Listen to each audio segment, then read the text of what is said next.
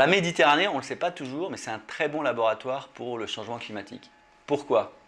Parce que la Méditerranée, contrairement à toutes les autres mers, elle a une température constante. Dès qu'on descend en dessous de 100 mètres, après ça varie avec les saisons, mais en dessous de 100 mètres, on a une température constante à 12 degrés 6. Pourquoi? Parce que la Méditerranée est essentiellement alimentée par de l'eau atlantique. Parce qu'il faut savoir que c'est une mer qui est déficitaire, la Méditerranée. Il y a 4,5 mètres d'évaporation et il y a 2,5 mètres qui arrivent en pluie en rivière. Donc il y a un déficit chaque année énorme. C'est ce qui explique d'ailleurs que la Méditerranée s'est asséchée au cours des temps. Quand Gibraltar s'est fermé, la Méditerranée était complètement asséchée. Donc il y a une grosse alimentation atlantique et elle se fait au niveau du seuil de Gibraltar qui est à peu près à 300 mètres et les 12 degrés ça correspond à la température de l'Atlantique à cette profondeur-là.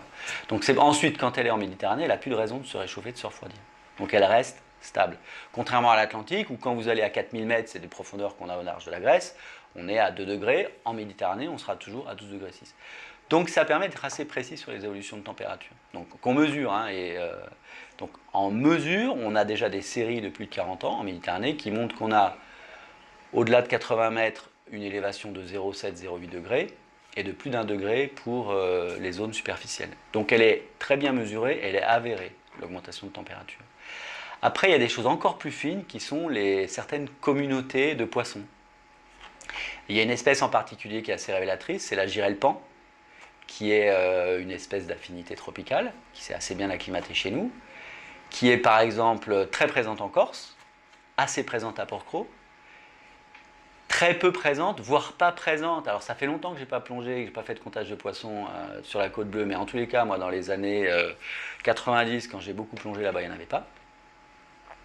Et donc on voit bien, alors que les différences de température sont assez faibles, sont difficiles à percevoir avec un thermomètre, mais pour les communautés de poissons, ça se voit. L'effet bénéfique, c'est le mérou. Le mérou qui maintenant se reproduit chez nous, alors que dans les années 80, il ne se reproduisait pas chez nous.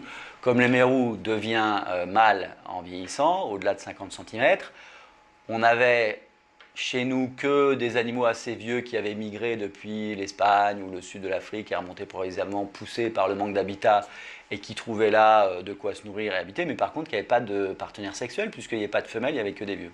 Donc il n'y avait pas de reproduction. Et un peu aidé par, là aussi, probablement des bonnes années de reproduction, qui a un peu créé de surpopulation dans le sud, qui a fait que les poissons ont voulu remonter dans le nord, plus le réchauffement climatique, avec des meilleures conditions. On a maintenant des femelles, et non seulement on a des femelles et des mâles, mais on a aussi des phénomènes de reproduction, donc on a maintenant des tout petits mérous.